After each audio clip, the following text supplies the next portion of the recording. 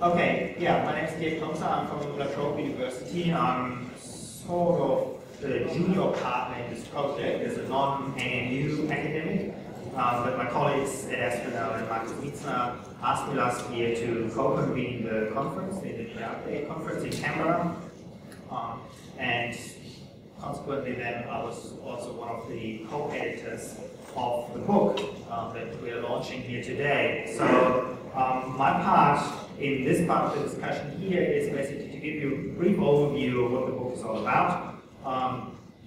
Dina was kind enough to speak first because she has to leave, otherwise she would have sort of been one of the contributors that would have introduced her part later on. So she unfortunately cannot be part of the Q&A afterwards, but we're lucky to have one other speaker to found in the audience, so to speak, who is also a contributor of another chapter in the book, which is Steve Sherlock, who will then join us later on for the Q&A. He contributed the chapter on SPE's relations with the Parliament. So, the title, stability and stagnation, are the key words in the title, of course, and when we discussed the title, there were quite a few voices around Canberra, around Australia, but around the academic community, who thought that including the word stagnation in the title would be too negative, that the 10 years of Yudhoyono were actually very positive, and we should not distract from that positive, from those positive aspects.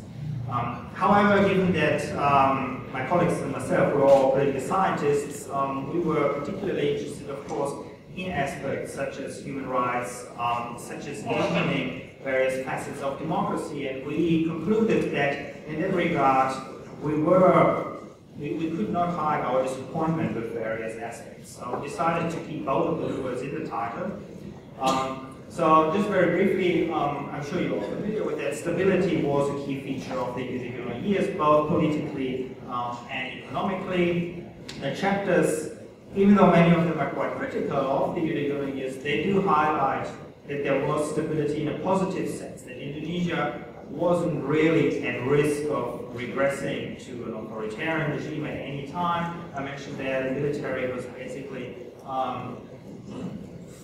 politely convinced to leave politics, hopefully for good. One might say from a democratic perspective, Yudhoyono's statue as a former general probably helped in that regard.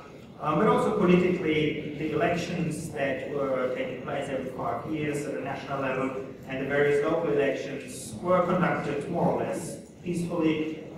Usually, when there were disputes, they were solved at the Constitutional Court afterwards. So, at the surface, if we look at the main parameters of political stability, those were reasonably good.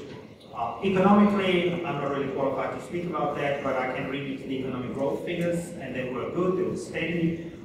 So again, the main parameters were in place, and we had stability that paved the way, hopefully for future presidents, and I'll be talking about that in the afternoon on the update, hopefully for future presidents to build on this and to further deepen Indonesia's democracy. I'll come back to this point shortly again when we talk about the aspect of consolidation of democracy.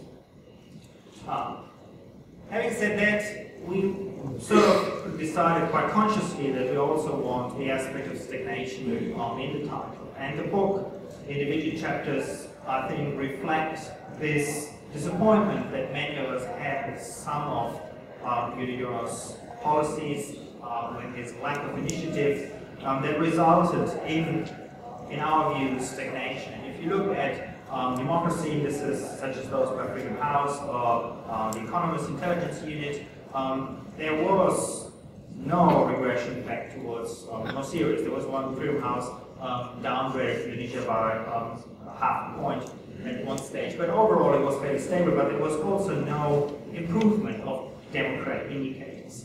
And therefore, I think stagnation is warranted if you look at key areas of human rights, such as the protection of minorities. We had so many incidents of religious or communal violence that were recorded during the Yudhoyono era. That's, of course, a key issue. Looking back at past human rights abuses, there was no progress being made there, despite the efforts of Komnas HAM. And later on we need to talk about aspects of gender equality where there are also serious deficiencies. Another aspects that are being touched upon in the book, of course, the issue of fuel subsidies was raised repeatedly during the Yudhoyono years, his hesitancy to tackle this.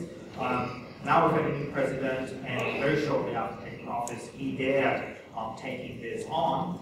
So this could have been much earlier, this could have freed up financial resources much earlier, which Yudhoyono could have used to perhaps tackle some of the issues that also just mentioned in the social system.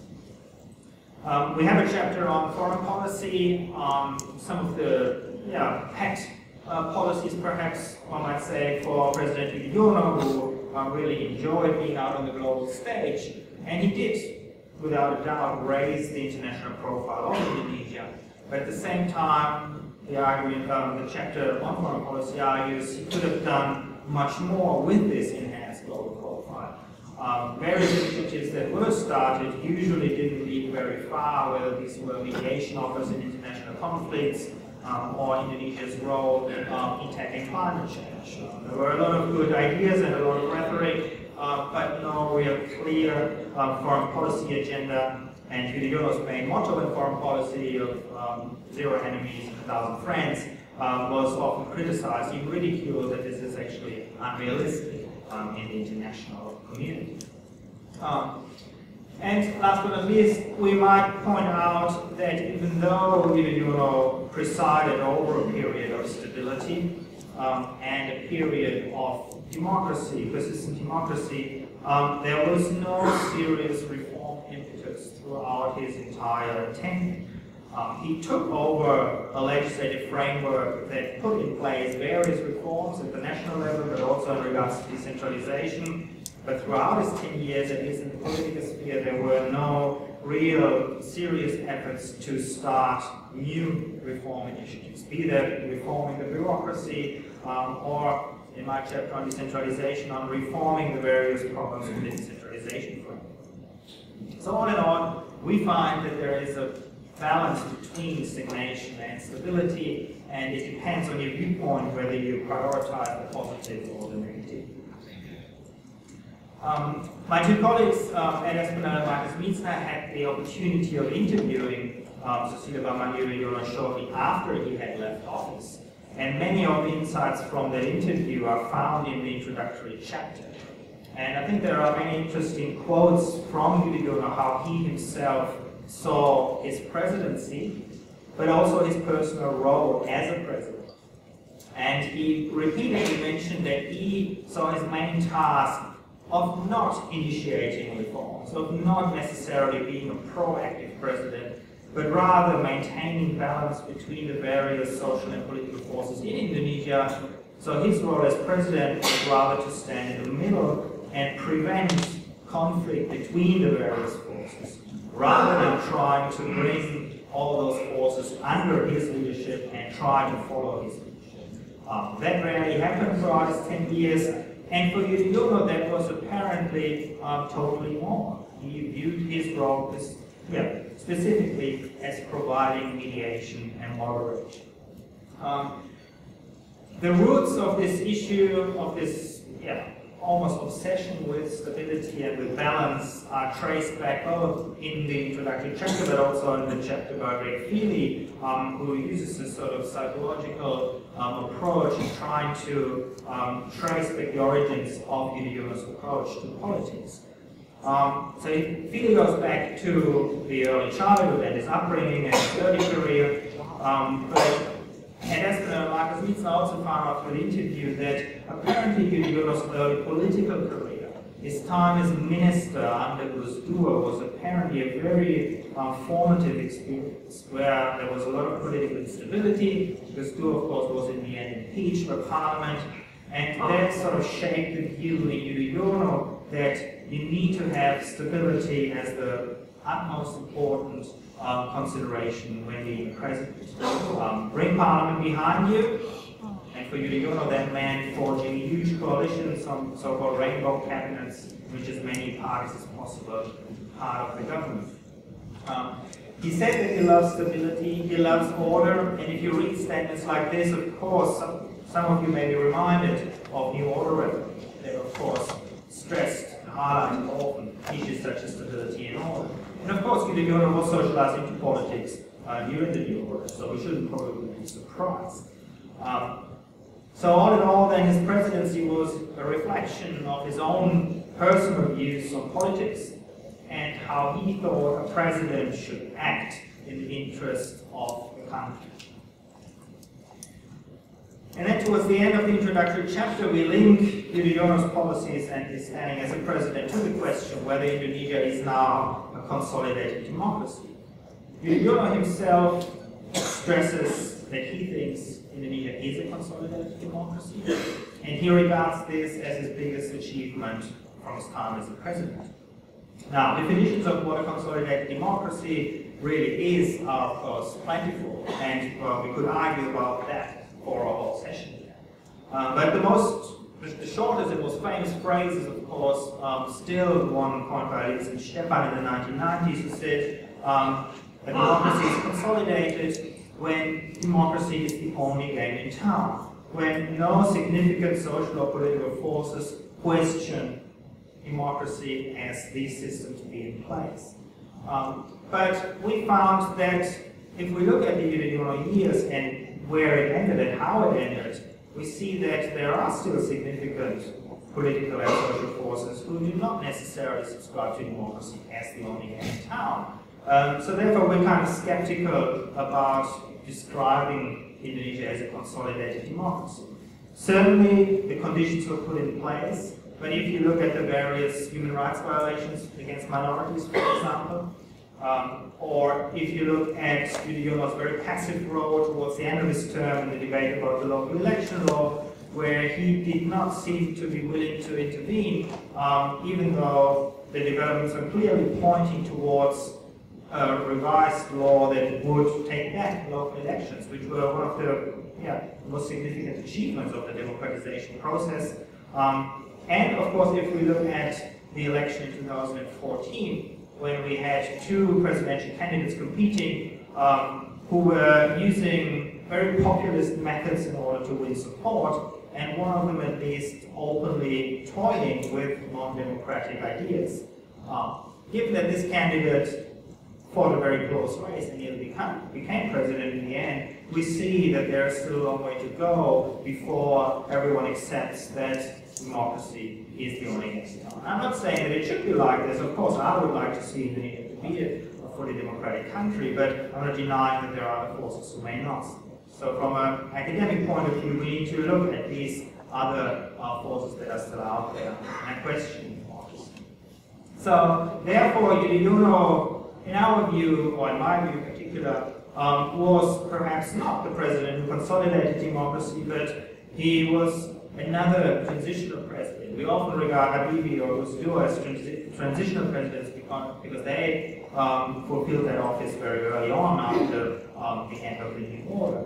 But Yudhoyono stabilized the system, and he left it now in place for a successor to consolidate it, or as I will say in my afternoon talk, that there may also be other options. It may well be that this kind of populist politicking away from political party structures may become entrenched as a new way of politics in Indonesia because too many people, voters, may regard this as a more promising option, and perhaps many politicians as well.